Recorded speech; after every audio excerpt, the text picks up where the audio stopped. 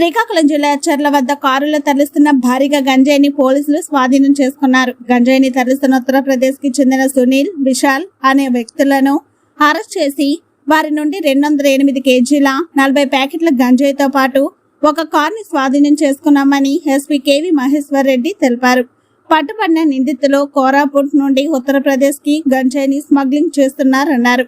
Eagle team ద్వారా తమకు వచ్చిన సమాచారంతో నిందితులను పట్టుకోవడం జరిగిందన్నారు. చెక్ పోస్టులను తప్పించుకునేందుకు మోటార్ సైకిల్ మీద 2 వ్యక్తులు సైలెంట్ గా వెళ్తూ గంజాయి తరలిస్తున్న వాహన డ్రైవర్ కు రూట్ తెలియజేస్తూ ఉంటారని తెలిపారు. గంజాయి అక్రమ రవాణాకు పాల్పడిన, విక్రయించిన, సేవించిన అటువంటి వారిపై కఠిన చర్యలు తీసుకుంటామని ఎస్పీ మహేశ్వర్ రెడ్డి హెచ్చరించారు.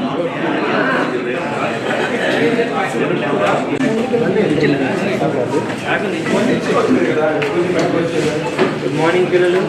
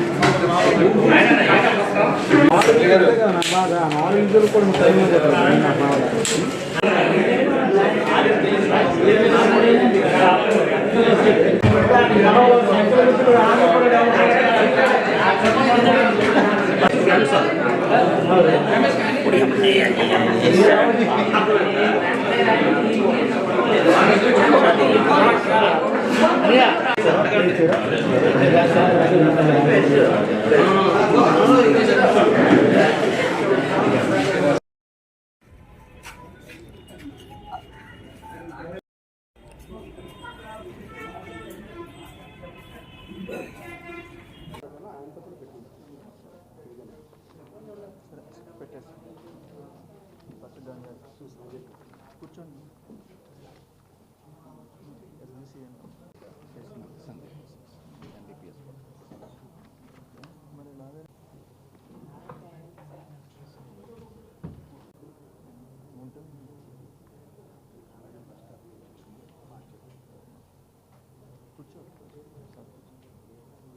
స్టార్ట్ చేయొచ్చు.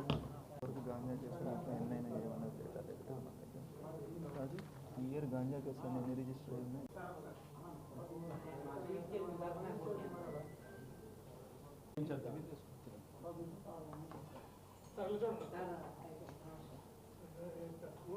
నమస్కారం. మనకి ఈరోజు శ్రీకాకుళం జిల్లా శ్రీకాకుళం డివిజన్కి సంబంధించి సబ్ డివిజన్కి సంబంధించి హెచ్ఎర్ల పోలీస్ స్టేషన్ లిమిట్స్లో crime number 255/2025 NDPS act case ఒకటి రిజిస్టర్ చేయడం జరిగింది.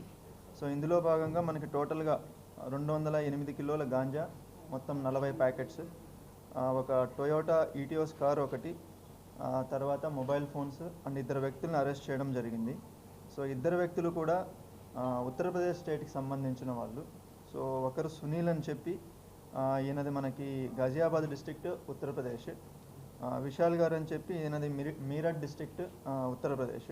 సో వీళ్ళు మనకి కోరాపుట్ జిల్లా ఒడిస్సా స్టేట్ లమతాపూర్ జంక్షన్ ఎక్కడైతే ఉందో అక్కడ ఒక సమరమఠం అలియాస్ డొంబ్రు ఆ వ్యక్తి దగ్గర పర్చేజ్ చేసి కారులో తీసుకువెళ్తున్నారు.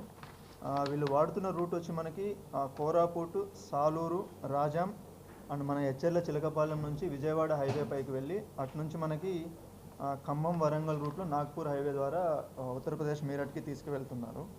దీనికి సంబంధించి మనకి ఫస్ట్ ఇన్ఫర్మేషన్ ఈగల్ టీం నుంచి వచ్చింది. So eagle team and local police ఇద్దరూ కలిసి వీళ్ళని పట్టుకోవడం జరిగింది. వీళ్ళు కాకుండా రిసీవర్స్ ఎవరైతే 2 ఉన్నారో ఉత్తరప్రదేశ్ స్టేట్లో వాళ్ళని కూడా ఐడెంటిఫై చేయడం జరిగింది. టీమ్స్ పంపించాము, వాళ్ళని కూడా అరెస్ట్ చేస్తాం. టోటల్గా 208 కిలోస్ ఇందులో సీజ్ చేయడం జరిగింది. Thank you.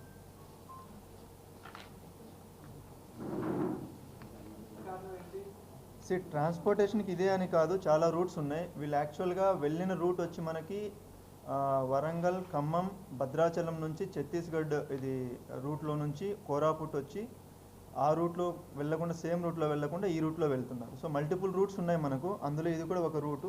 జనరల్గా సాలూరు, విజయనగరం ఆ రూట్ ఎక్కువ వాడుతున్నారు. సో ఈ మధ్య ఇక్కడ నుంచి కూడా స్టార్ట్ అయింది కాబట్టి మనం దానికి సంబంధించి ఇక్కడ సర్వేలెన్స్ పెట్టాం కాబట్టి ఈరోజు దీన్ని పట్టుకోవడం జరిగింది.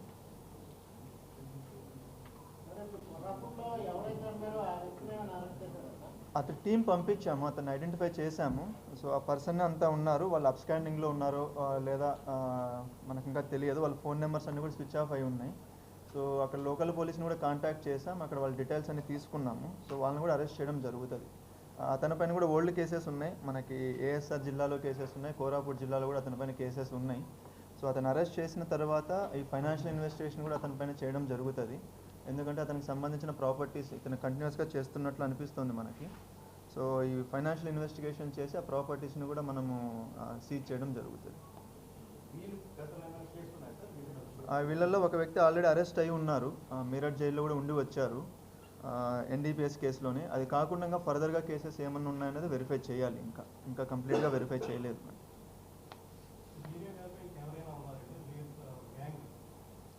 వీళ్ళు మొత్తం మనకి ఇప్పటివరకు ఉన్న ఇన్ఫర్మేషన్ ప్రకారం టోటల్ 8 మెంబర్స్ని ఐడెంటిఫై చేసాం.